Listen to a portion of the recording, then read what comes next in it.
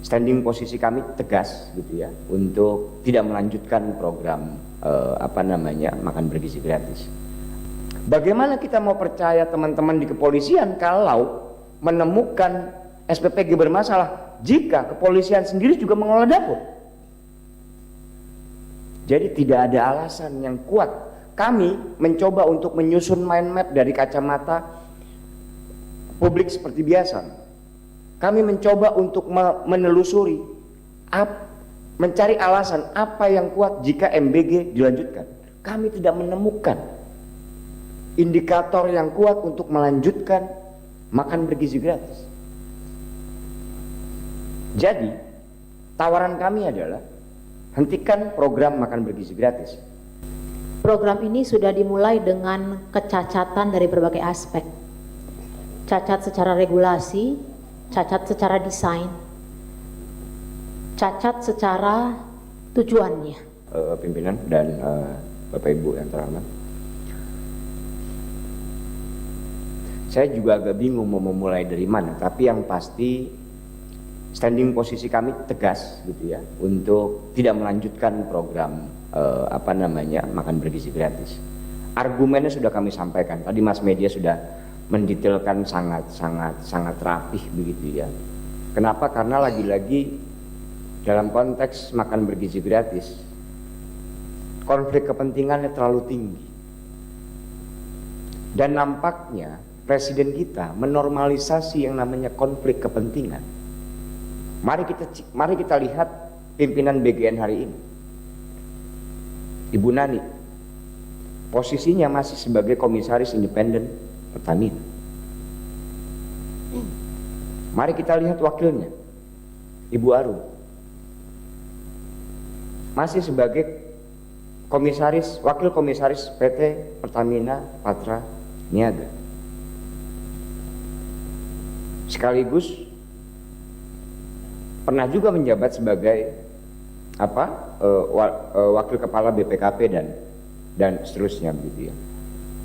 Bagaimana dengan Majen Purnawirawan Trenggono? Beliau masih statusnya sebagai wakil utama PT Agrinas. Jadi kalau program baik dikelola dengan busuk, mohon maaf, tidak akan terjadi apapun. Mimpi besar 2045 nggak akan pernah terwujud. Karena memang desainnya sudah didesain sedemikian rupa untuk perburuan rente. Rentenya cukup panjang Bapak Ibu semua. Saya dapat cerita di lapangan ada SPPG yang dikelola juga, ada yayasan yang kemudian mengelola SPPG, dan kemudian yayasan itu punya toko sembako. Bagaimana UMKM sekitar, pedagang beras, pedagang telur, pedagang cabai, pedagang gula itu menerima manfaat? Tidak, di lapangan faktualnya demikian. Mimpi besar akan melibatkan kelompok-kelompok peternak, mimpi besar akan melibatkan kelompok petani, bohong besar. Mas Med sudah sampaikan 5 yayasan besar yang mengelola dapur SPPG. Bagaimana kita mau percaya teman-teman di kepolisian kalau menemukan SPPG bermasalah jika kepolisian sendiri juga mengelola dapur? Jadi tidak ada alasan yang kuat. Kami mencoba untuk menyusun mind map dari kacamata publik seperti biasa. Kami mencoba untuk menelusuri, mencari alasan apa yang kuat jika MBG dilanjutkan. Kami tidak menemukan indikator yang kuat untuk melanjutkan makan bergizi gratis. Jadi tawaran kami adalah hentikan program makan bergizi gratis. Teman-teman Komisi 9 sudah sampaikan sedemikian panjang kepada Badan Gizi Nasional. Begitu ya, dari awal tahun ketika program ini berjalan begitu. Apakah didengar? Tidak. Nah, problemnya di mana? Nampaknya memang ada magnitudenya dari presiden sebetulnya.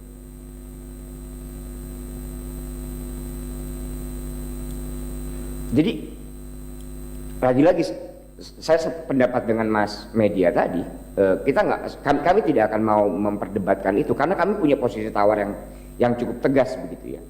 Dalam konteks pengadaan misalnya, mari kita bertanya setidaknya pada diri sendiri gitu, apa alasannya kemudian Badan Gizi Nasional menyetujui yayasan A dan yayasan B untuk mengelola dapur. Hingga hari ini kita nggak pernah dapat sistem penilaian seperti apa.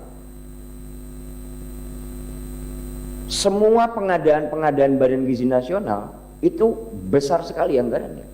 Ada review MBG kalau tidak salah 1,2 triliun rupiah. Kita koalisi bikin MBG Watch tidak lebih dari 10 juta, Mas Bet ya. Cuman sewa server, Pak.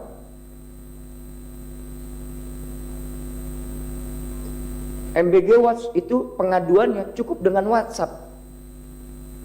Nggak perlu buka sistem, cukup dengan kirim WhatsApp. Kami menemukan ini, kami dapat fotonya, kami dapat geotaggingnya. Memang bukan aplikasi, tapi aplikasi include di dalam WhatsApp.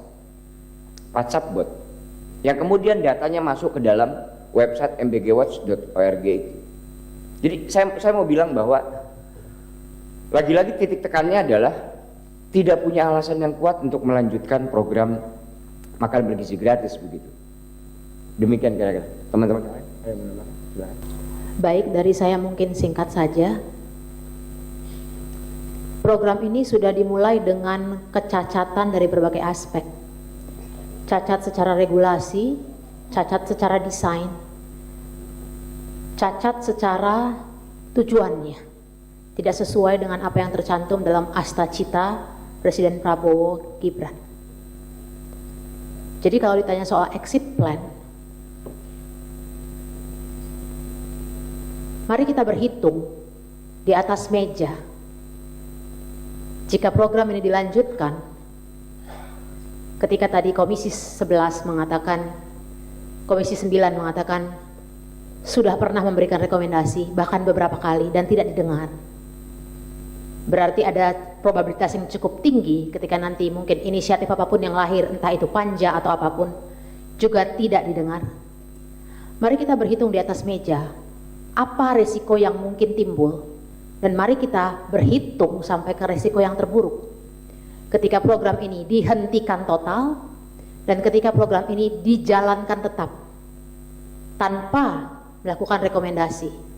Karena yang kami lihat 1,5 tahun berjalan adalah kebutatulian pemerintah dalam mendengarkan berbagai elemen masyarakat sipil, bukan hanya peneliti, bukan hanya akademisi, bukan hanya teman-teman medis kesehatan, tenaga kesehatan, ahli kebijakan publik yang disekolahkan oleh pemerintah dengan berbagai beasiswa, tapi pemerintah tidak mau dengar ketika ahli itu kemudian berbicara, memberikan rekomendasi. Jadi mari berhitung di atas meja, kalau program ini dihentikan total, ada resikonya, ada benturannya. Pasti, karena sudah cacat di awal. Berbagai konflik kepentingan itu, bagaimana memperbaikinya? Ada partai politik, ada deal-deal antara lembaga yang harusnya bertugas sebagai aparat penegak hukum untuk membongkar korupsi dengan aparat penegak hukum lainnya. Ketika program ini diteruskan, resikonya juga adalah, mari kita lihat, kita mau punya bayangan dolar Amerika terhadap rupiah itu berapa Bapak Ibu? Yang sanggup kita tahan. Mau diguyur berapa lama sih? Karena kita bicara efek psikologis, fundamental jelek, psikologis jelek, trust gak ada. Tadi Bapak Charles juga sudah berulang-ulang mengatakan itu. Jadi sebenarnya kalau ditanya exit plan yang aman, tidak ada exit plan yang aman. Either you stop this with the consequences, either you go with it also with the consequences. Dan jangan berpikir bahwa tidak akan ada titik kulminasi rakyat. Karena kalau ekonomi seperti ini semakin bertambah berat, saya mewakili perempuan, perempuan ada di titik paling rentan akan kondisi ekonomi yang semakin buruk. Anak perempuan juga ada di dalam kondisi yang paling rentan ketika dihadapkan pada pilihan harus menyekolahkan anak yang mana ya, yang laki-laki atau yang perempuan, di dalam kondisi ekonomi yang sangat buruk. Jadi sekali lagi, maaf, saya tidak bisa memberikan rekomendasi exit plan-nya yang mana. Karena untuk setiap apapun yang akan kita putuskan kemudian, ada harga yang sangat mahal yang harus dibayar karena abainya pemerintah di awal. Tapi anyway, kita harus merespon bukan? Kita harus bertindak bukan? Terima kasih.